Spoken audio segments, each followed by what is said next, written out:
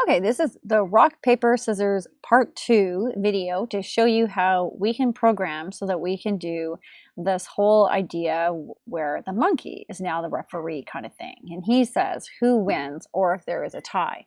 So just a quick little recap. If we go to Tara, we have the coding so that if she has the random pick of 1, then she's going to say rock, 2, paper, 3 scissors. And same idea for Pico here, same idea, same with the numbers and what they would say.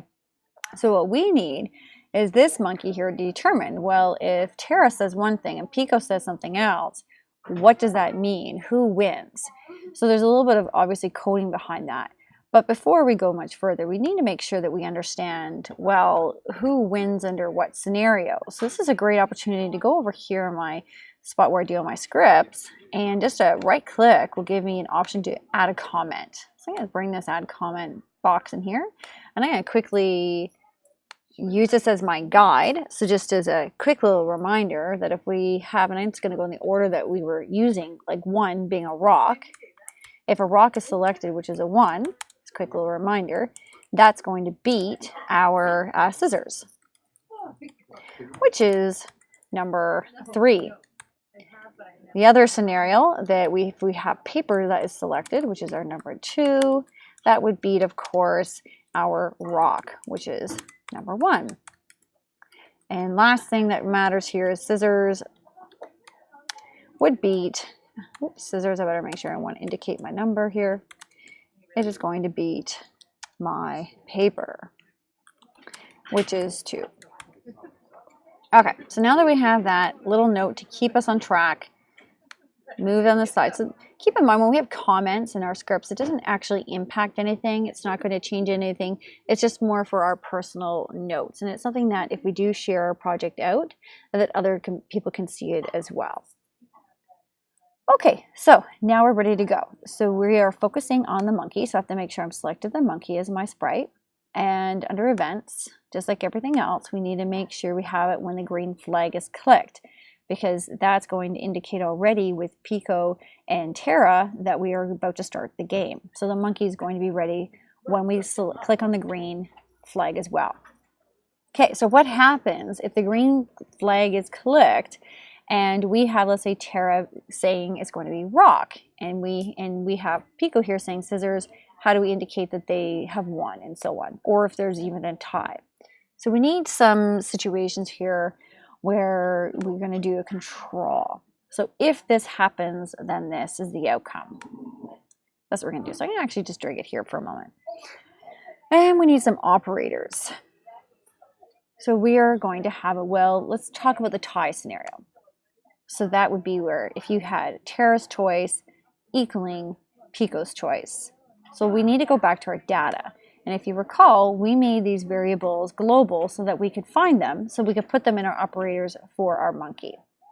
So very easy. It doesn't matter the order here. I'm just going to take Tara choice, put it there, and Pico choice here. And it doesn't really matter what their values are. It's just if they are the same, then we will have a tie. So I'm going to drag that in. And you have to just be careful here. I'm just going to drag it and see how it turns white. If I go over there, now we have it. Well, what happens if that is equal to one another? Then we just have to go to looks to say something as simple as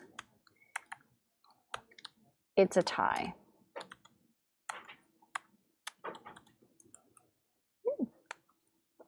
Perfect. I can just drag that in there. Well, it gets a little more complicated now if we have to indicate who is the winner. So we are going to put in another control, another if statement. And again, I'm just going to kind of work for it with it down here. And in this case, we need to know, well, if Tara's choice is equal to, let's start off with 1, a rock, then we need to somehow put that in here. So let's try that here. And here. Okay, so I dragged on the and piece because we are going to have, well, if this is equal to this and if this is equal to this, then this is the outcome. So that's why it's really important that I have the and scenario. Well, Let's go back to our data. If Tara's choice, and I'm just consistently using Tara's to start things off, is a 1. So if her value ends up being 1, and if I go back to my operations, I could have just dragged another one of these while we're at it. And back to my data. Pico's choice is, and let's look at the scenario where if the rock beats the scissors, so we're going to put in a 3. So if this happens, and I'm going to drag,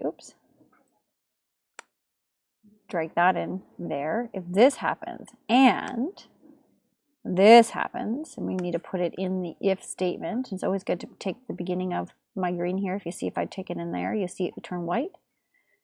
If that happens, then the monkey is going to say, Tara wins. And actually, I'll put a little W there just to be consistent with my uppercase and lowercase letters. Perfect. So why don't we save some time? I'm going to duplicate this. And let's look at other scenarios where Tara could win. Well, if Tara had a 2, which would be paper, and if Pico had a 1, a rock, then Tara wins again. Let's duplicate. Third scenario, we have it where if Tara wins, if she has, let's say, a 3 for scissors, and looking, always referring back to my notes to help me out here, keep me on track, and my paper is a number 2. So those are all the 3 scenarios where Tara wins. So I'm going to snap this together. And let's clean this up a little bit. I'm going to right click, clean up, and it moves things a little bit out of my way. I'm going to put my notes up here now. Because this is all now for when Tara wins. But what about Pico? When will he win? Well, it would just be the opposite. So I'm going to right click. I'm going to duplicate all 3 of these. And all I have to do is keep track here. So we have, there's Tara's choice 1, 2, and 3, and then we have the repeat here. So we need to just switch, and I'm going to take Pico, switch it in that box, and Tara here. Same idea here. Actually, if I just put that in there, it snaps out Pico's choice. Tara's going to go in the second box, snaps out Pico. I put it in there. And then we have to change our wording. So no longer does Tara win, but this would be, let me make sure I'm keeping track. So 1, 2, 3, and then, yeah, so Tara wins still there, but this is going to be the Pico.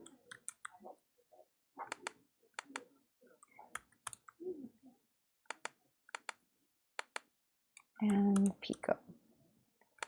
Okay, so we did a lot of coding here, so let's hope this works.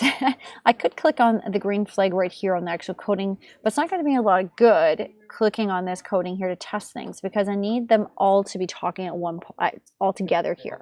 So I'm going to click on the green flag here, so that will be where Tara makes a choice, Pico makes a choice at the same time, and the monkey will determine who is the winner or if it's a tied game. Let's click on the green. So let's check it. So we had the choice was 2 and 1, so it went really fast on me there. So we had the paper and then we had the rock, and that would mean, since Tara said that, that would be she was going to be the winner, which is what the monkey said. Let's try that again. Tara wins, scissors, and paper, which is true, so that's perfect. And we have the same values here where everything is matching, so we can keep going. You can have them stay up longer if you'd like to, the timing, just so you can see it. That's completely up to you. That's back over here on the right-hand side for how long we have the writing up. Okay, 2 seconds, 2 seconds, so on. And also for Tara and Pico for saying the rock, paper, and scissors. We can change all that. But the game is working, which is fantastic. So since the game is working, I don't need the variables displayed any longer on my actual stage. We don't really need that there. So I'm going to go back to my data, check off these boxes. That's not to say that we don't have those variables anymore. It's just no longer visible on my stage. A lot cleaner to look at. So we have our choices and we have our winner or if it's a tie. And that's how you can do the rock, paper, scissors game and total.